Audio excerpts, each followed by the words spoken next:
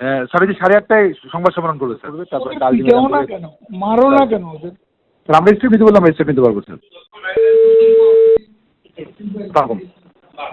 সালাম স্যারের সাথে কথা বল। স্যার সালাম। হ্যাঁ, কি অবস্থা?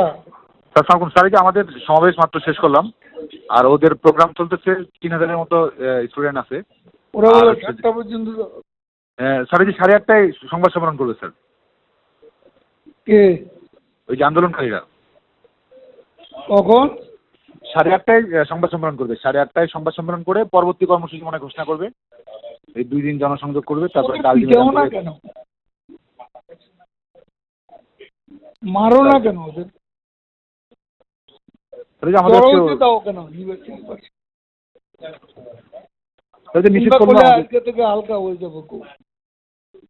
জি স্যার, কই হালকা হলো? জি স্যার, জমায়েত আজকে ভালো বেশি ছিল স্যার। তোকে লাভ। তাহলে কি বললে তোমরা, বাস্তবে কি হচ্ছে? জমায়েত মানে কিনা, জমায়েত আর বিএনপি যোগ হয়েছে আজকে স্যার, আসছে স্যার, এই ছাত্র দলের নেতা কিন্তু আসছে, তো যে কারণে জমায়েতটা ওই মানে ওইভাবে ইয়ে করছে। এটা কিছু করার নাই। স্যার আমরা স্টেপ নিতে বললাম, আমরা স্টেপ নিতে পারবো স্যার। হ্যাঁ, মানে আমরা যদি রাজনৈতিকভাবে মোকাবেলা করতে হয়, তাহলে আমরা সেটা করতে পারবো। আজকে স্যার যে আমাদের নিষেধ করলো, শাহবাগের দিকে যেতেও তো আমাদেরকে নিষেধ করলো, বারবার ফোন দিয়ে বললো যে শাহবাগের দিকে বা অন্যদিকে আমরা যেন না যাই, বা ওদের মুখোমুখি যেন না হয়, এটাই তো বারবার বলতেছিল। স্যার ওই যে আমরা যেন ওদের মুখোমুখি না যাই, এটার জন্য বারবার আমাদেরকে বলতেছিল আজকে। কে বলতেছে? এই ফোন দিয়েছিল সবাই, আমাদের পুলিশ প্লাস বিপ্লব দল যোগাযোগ করছিল।